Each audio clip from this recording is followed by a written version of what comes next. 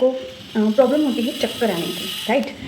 कई बार लोग कहीं पब्लिक में जाते हैं या फिर भीड़ भाड़ वाले एरिया में जाते हैं, उन्हें अचानक चक्कर आने लगते हैं, या फिर किसी स्टेज पर वो जाकर खड़े होते हैं, या फिर किसी ऐसी जगह जहाँ उन्हें परफॉर्म करना है, उन्हें वहाँ पर चक्कर से आने लगते हैं।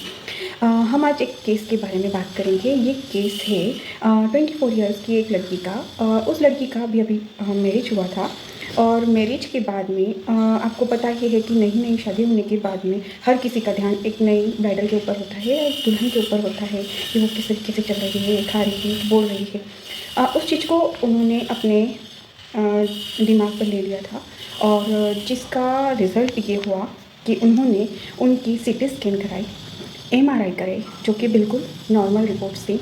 उसके बाद उन्होंने उनकी सर्वाइकल, गर्दन के पीछे जो है इस जगह पे जो थोड़ा सा पेन होता है, उसके कारण भी हमें कई बार चक्कर आते हैं, तो उन्होंने उसका भी जांच करवाया, सर्वाइकल का एमआरआई, जो कि बिल्कुल नॉर्मल था।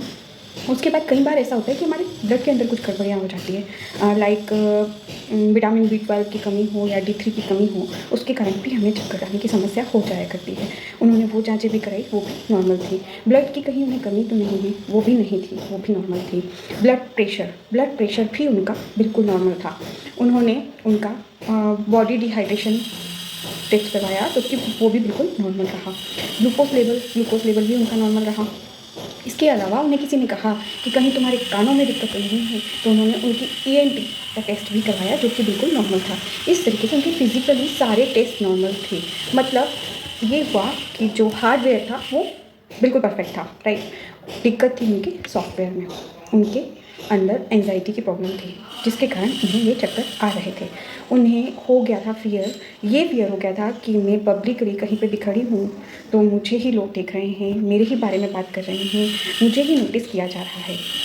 अगर किसी भी भीड़ भाड़ वाली जगह पे वो जाते थे तो उन्हें बस यही लगता था कि लोग मुझे देख रहे हैं, लोग मेरे बारे में बोल रहे हैं, कौन मेरे बारे में क्या बोल रहा है, कौन मेरे बारे में क्या नहीं बोल रहा है। इसी चीज़ में वो गुत्थम हो रहे थे।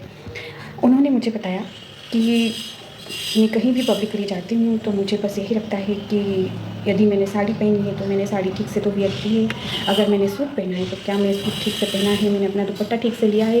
इस तरीके से मेरे दिमाग में सिर्फ यही सारी चीज़ें चला करती हैं। अगर मुझे कोई कुछ बोलने का कहता है तो जब मैं बोलती हूँ तो मैं हेजिटेट होती हूँ, मैं नहीं बोल पाती हूँ। और भीड़ भाड़ वाली जगहों पर जब भी मुझे अगर किसी ने कहा कि तुम डांस करो तो मैं नहीं कर पाती हूँ।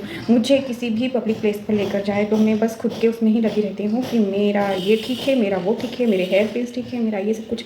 मैं खुद को बस में और कहीं ध्यान लगा ही नहीं पाती। मेरा बस नोटिस खुद के ऊपर ही जाता है कि क्या मैं ठीक हूँ ना, मैं सब कुछ ठीक कर रही हूँ ना।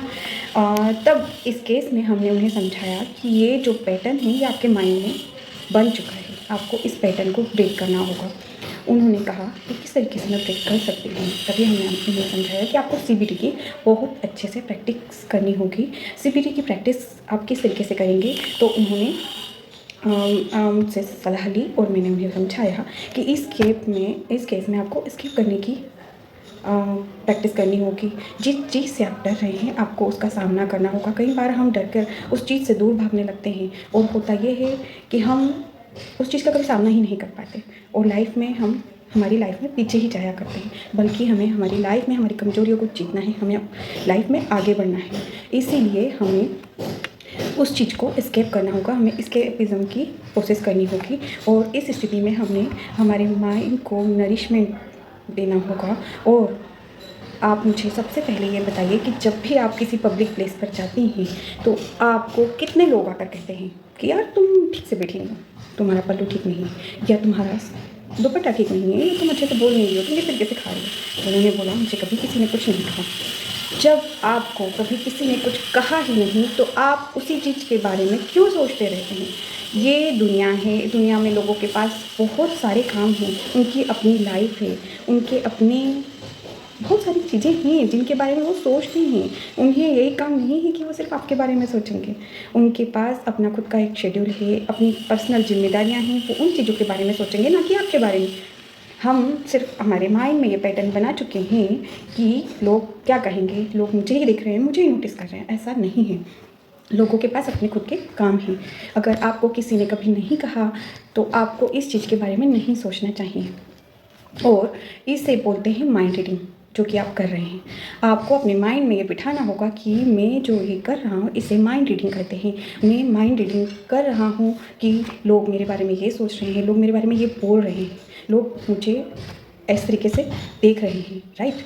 आप अगर इसी तरीके से सोचते रहेंगे कि मुझे माइंड रीडिंग कर रहे हैं लोग, राइट, तो आपका काम नहीं चलने वाला। इसके लिए आपको CBT की पूरी प्रैक्टिस करनी होगी। इसके लिए आपको प्रॉपर अपने माइंड को सेट करना होगा कि लोगों के पास अपने खुद के काम हैं जो कि वो कर रहे हैं, और साथ साथ आपको अपने CBT की प्रैक्टिस में सबसे पहले आपको अपनी कॉग्निशन की और साथ में बिहेवियर की, दोनों की प्रैक्टिस करनी होगी, जिससे आपके माइंड में यह सेट हो जाएगा कि आप जो सोच रहे थे वो गलत है। लाइफ में बहुत सारी चीज़ें हम अपने दिमाग में खुद ही एक फितूर सा बना लेते हैं जो कि सही नहीं होता है।